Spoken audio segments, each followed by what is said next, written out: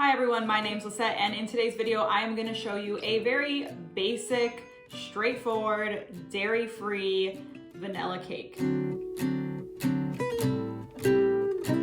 Surprisingly, this is a very hard recipe to find online, at least in my experience. When I was looking up recipes similar to this, I kept coming across recipes that were either super complicated or it was like they were trying to be too many things, like dairy-free, gluten-free, sugar-free cake. Like, I don't want that. I want a delicious cake that just happens to not have dairy in it. So I'm gonna show you what I came up with, and it turned out so good the first time that I decided I'm gonna share it with you guys so that you guys can have it if you're looking for a basic, delicious, moist vanilla cake. This is it. Let me show you how it's done. It's super easy to make. Let's get started. First thing I'm gonna do is add the sugar, oil, and eggs. It's 2 cups of sugar, half a cup of oil, and 3 eggs. We're gonna beat that. So that looks great. You just wanna mix it till it's all really well combined and has a little bit of air incorporated into it. Then I'm going to add my sour cream, which is dairy-free, of course. It is this organic, plant-based sour cream. It's by the Forager brand, made with coconut and cashews. It looks just like real sour cream. It has a little bit more of like a not quite as white color, but it looks very similar, and the consistency is pretty similar as well. So it works as a great substitute in a lot of recipes. I've used it in other recipes. And then we're gonna add 2 teaspoons of vanilla, and we're gonna give that another stir. I'm gonna scrape down the sides, make sure everything's incorporated well. Next, we're gonna start adding some milk. I'm using 1 1/4 cup of almond milk. And then I also am gonna add the dry ingredients, which this is 2 1/2 cups of flour, a teaspoon of salt, 3 teaspoons of baking powder. I'm just gonna give that a little whisk here. Make sure there's no clumps in here. Some recipes will tell you to sift your flour and stuff.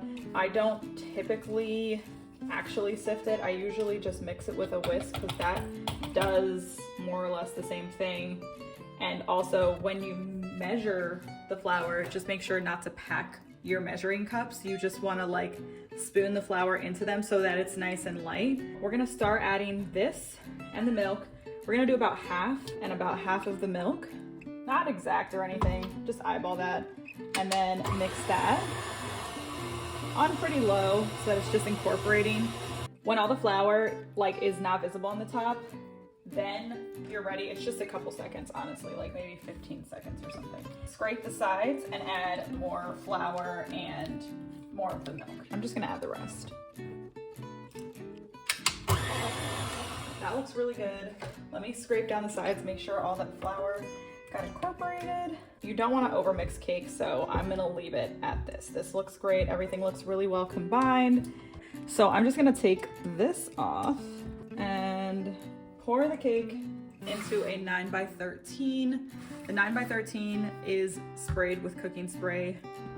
The main thing about the KitchenAid that's difficult is like these bowls are so heavy and clunky. One of the things that I like to do with cakes is tap them on the counter to get out the air bubbles so it cooks evenly. So I always kind of do this, and then the air bubbles are gonna come to the top and pop. Maybe do it like 3 to 5 times. I'm gonna bake that at 350 for about 30 minutes, and I'll show you when it's done.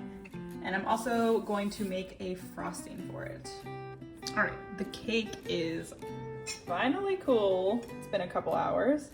And I made this frosting that is just kind of it's a dairy-free buttercream basically. So it's a nice, really fluffy texture. I'm just gonna frost it, and I can't wait to taste some. I've been dying to taste this cake for the last couple hours. Pretty sure I'm gonna use all of that frosting. Wow, this is barely actually enough because I did it with 1 stick of dairy-free butter. I think I'm just gonna leave some of it without frosting.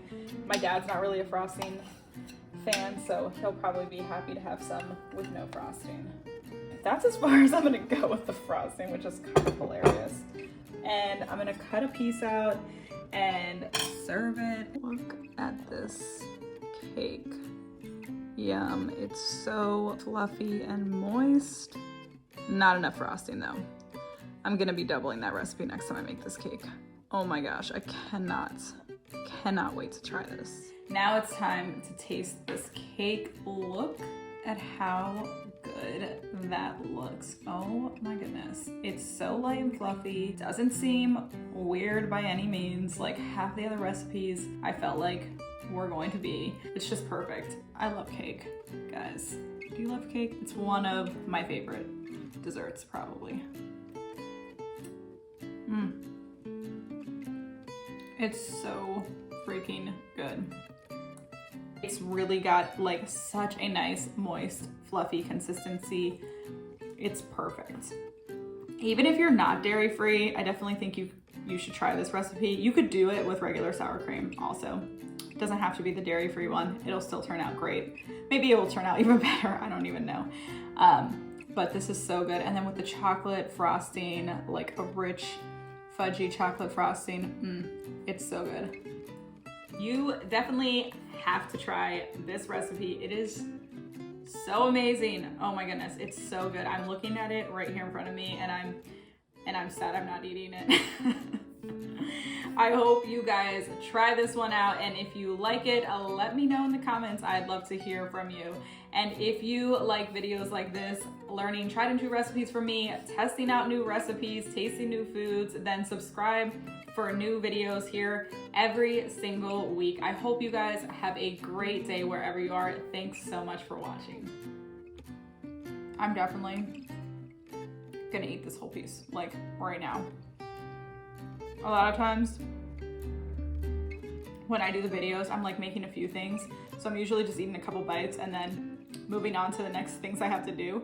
But this cake, this is gonna get finished like right now. But first, I gotta film this outro.